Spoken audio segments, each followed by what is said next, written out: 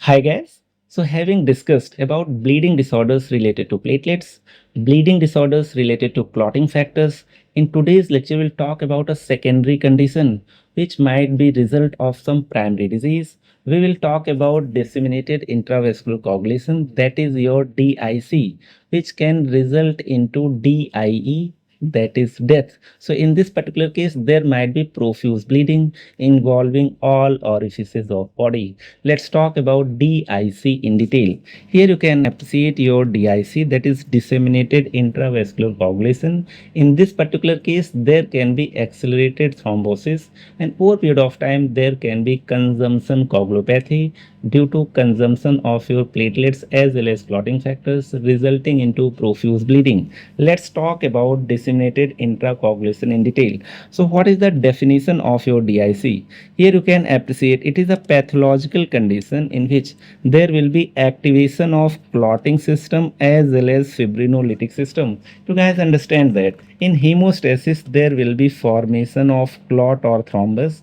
Over a period of time, as a part of tertiary hemostasis, there will be what activation of plasminogen into plasmin, and ultimately this clot must dissolve, and over a period of time there must be repair of the damaged artery, resulting into what? Resulting into complete hemostasis. So in this particular case you can appreciate activation of coagulation system. Due to this particular hyperactivation of coagulation system, there will be what? There will be consumption coagulopathy. And you guys can easily understand, if there will be consumption coagulopathy, there will be consumption of platelets and clotting factors, resulting into secondary thrombocytopenia, resulting into secondary decrease in clotting factors.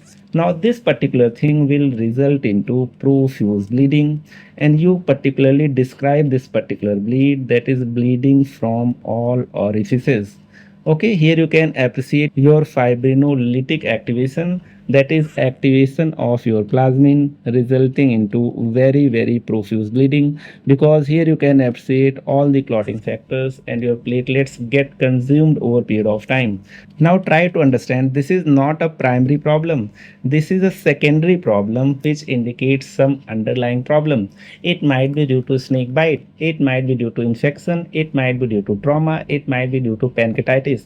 So underlying conditions should also be treated. Let's discuss DIC in detail. Let's first talk about the etiology of DIC. Here you can appreciate even sepsis can result into what? Hyperactivation of coagulation cascade, hyperactivation of platelets. Over a period of time there will be consumption coagulopathy.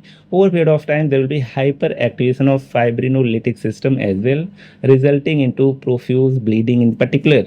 Here you can appreciate it can be due to infection, and here you can appreciate it is mainly due to gram-negative bacteria.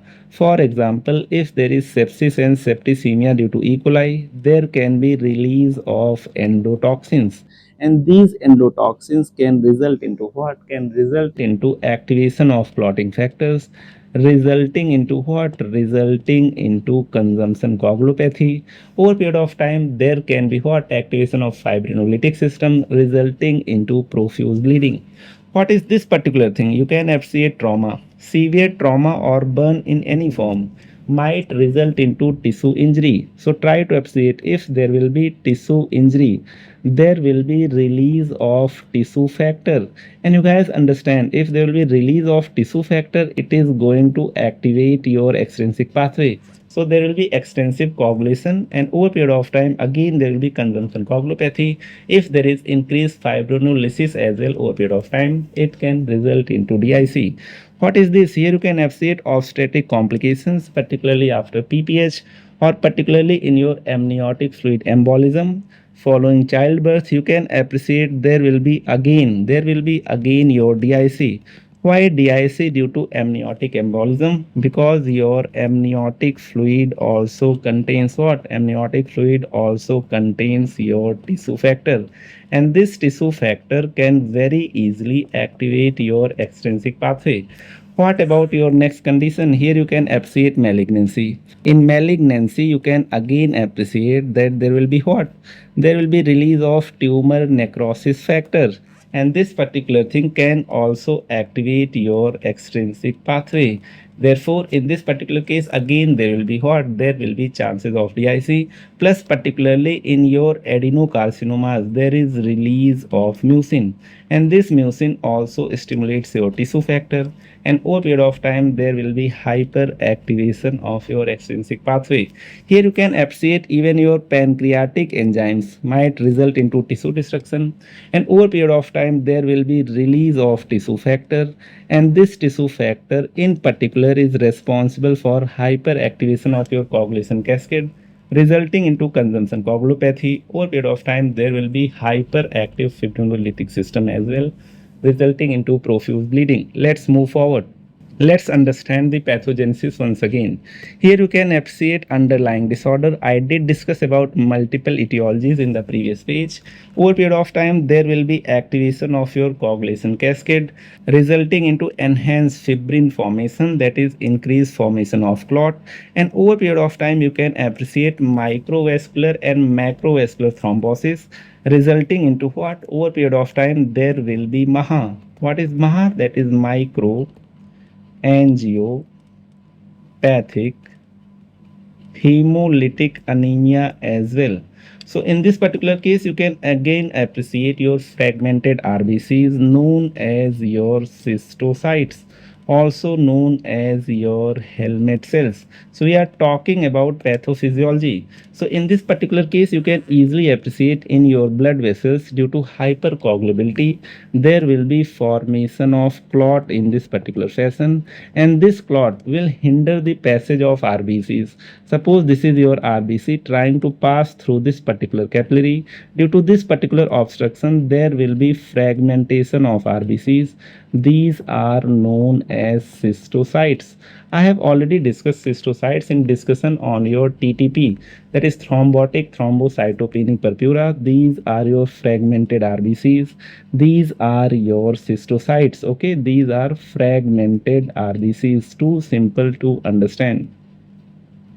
Now, here you can appreciate there will be thrombosis, and therefore the concerned blood supply to various organs will decrease, resulting into organ failure. So this can result into multi-organ failure, and this can ultimately result into death. So your DIC can convert very soon into DIE if not managed well. This has to be understood. Over a period of time, due to formation of clot, it is very well understood that there will be consumption of your platelets as well, resulting into what? Resulting into bleeding over a period of time upon activation of your fibrinolytic system. Too simple to understand. Here you can again appreciate the same pathophysiology. Of course, there will be precipitating event, particularly activating your extrinsic pathway, that is activated mainly by your tissue factor. Therefore, there will be hyperactivation of coagulation cascade, excessive formation of thrombus, excessive use of your platelets as well as clotting factors, and therefore in this particular case, due to thrombosis, there will be end organ damage, there will be hypoperfusion, and over a period of time you can appreciate the activation of fibrinolytic system, resulting into excessive bleeding, which can result into shock, hypotension, and ultimately it can be fatal. Now let's move forward. Now let's talk about the various investigations for diagnosis of DIC. Now try to say no single investigation can be confirmatory of DIC. This has to be understood. For screening of DIC, we usually go for your D-dimer estimation. Try to appreciate if there will be formation of fibrin, that is your clot. It will be dissolved ultimately by your what? By your plasmin. So your plasmin is going to dissolve this particular clot, and this will result into formation of fibrin degradation products. So in case of your disseminated intravascular coagulation, there will be increase in fibrin degradation product, and the main fibrin degradation product is your what? Is your D-dimer. So in case of DIC, this is a screening test. And now you guys can understand that in your DIC, this level of D dimer should increase. Now, due to consumption, you can easily appreciate that there will be less of platelet count, there will be less of clotting factors, be it your fibrinogen or any other clotting factor. And in this particular case, you can appreciate there will be consumption of almost all clotting factors. Therefore, in this particular case, both PT and APTT will ultimately increase along with increase in your D dimer. What about your peripheral blood finding? I did discuss about your microangiopathic hemolytic anemia, mainly due to what? Intravascular coagulation, resulting into fragmentation of RBCs, that is your cystocytes or your helmet cells. Too easy to understand. Now let's finally talk about the treatment of DIC as well. Try to appreciate in this particular case, mainly you have to prevent bleeding. But sometimes there can be what? There can be increased thrombosis as well. So if there will be thrombotic thing, then you can use heparin and low molecular weight heparin. But mainly in this particular case, there will be increased bleeding, and it is said that you can appreciate clinically bleeding from all orifices. Suppose you have placed a orogastric tube, it will demonstrate bleeding in the orogastric tube as well. Suppose you have put Foley's catheter for urine collection, you can appreciate hematuria as well. Suppose you have placed endotracheal tube in the trachea for providing ventilatory support, you can appreciate presence of blood in the endotracheal tube as well. There can be bleeding per rectum as well. Therefore, it is said that in case of DIC, there is usually bleeding from all orifices. It can be prevented by fresh frozen plasma, which contains almost all clotting factors. You can go for platelet transfusion, and here you can appreciate you can also give concentrated fresh frozen plasma, that is your cryoprecipitate. You have to also provide vitamin K to these patients, because this vitamin K is very helpful for maturation of clotting factors 2, 7, 9, 10. So if not managed well, this particular condition can be fatal.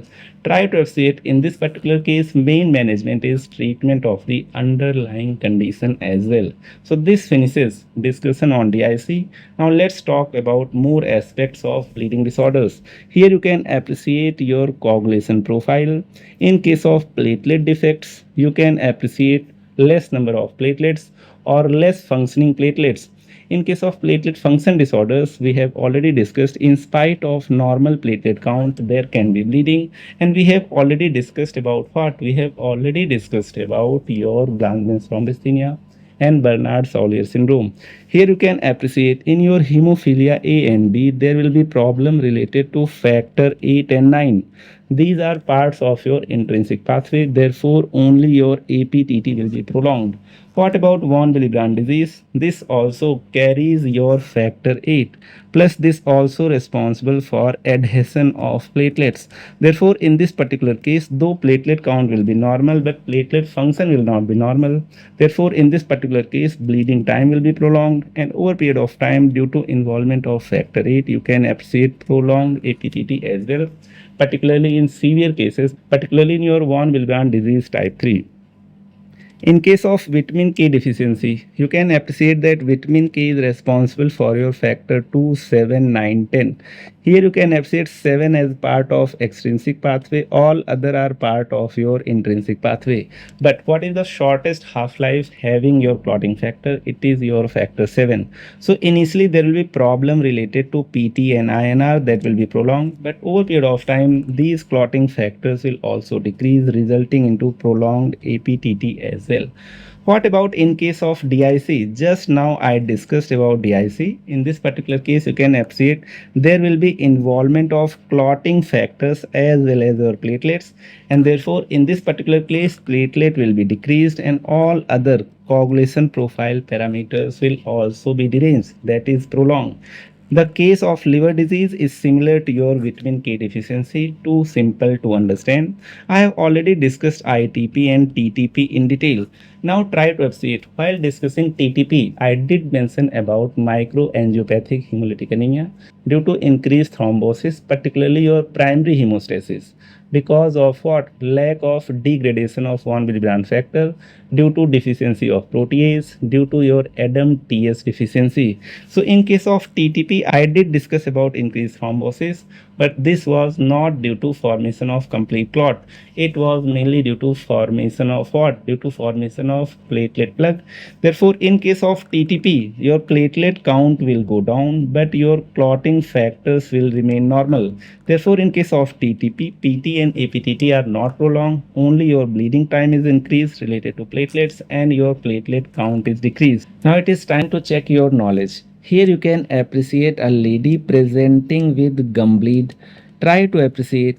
In this particular case, when you investigated, you figured out that there is normal amount of platelets, that is platelet count came out to be normal. In this particular case, even bleeding time came out to be normal. It means that this patient is neither having quantitative problem related to platelets nor qualitative problem related to platelets. What next? In this particular case, even your PT is normal, even your APTT is normal. In this particular case, even your international normalized ratio is normal. Your thrombin time is also normal. Your von Willebrand factor SA is also normal. Now, what must be the diagnosis according to you guys? This might, of course, result due to trauma. Try to appreciate this must be due to your what? Blood vessel related problems. Suppose there is patient suffering from scurvy. In case of scurvy, there is no problem related to platelets or clotting factors. In this particular case, due to defect in maturation of your collagen fibers, there can be problem related to blood vessel walls which contain collagen. So in this particular case, there can be what? Immature collagen. So you guys understand that vitamin C is needed for maturation of collagen. Therefore, in case of scurvy, there can be weaker blood vessel walls, and these weaker blood vessel walls might rupture anytime, resulting into what? Resulting into bleeding manifestations. So this can be case of scurvy, provided that other clinical features of scurvy are present. In fact, this can be a case of blood vessel wall related disorders, which can be also seen in collagen vascular disorders, for example in case of Ehlers-Danlos syndrome as well. So this completes our discussion on bleeding disorders. In this section we have discussed bleeding due to platelet disorders, bleeding due to clotting factor disorders, and bleeding due to other causes as well, for example DIC over here. So that's all. See you guys in next lecture. Bye bye, take care.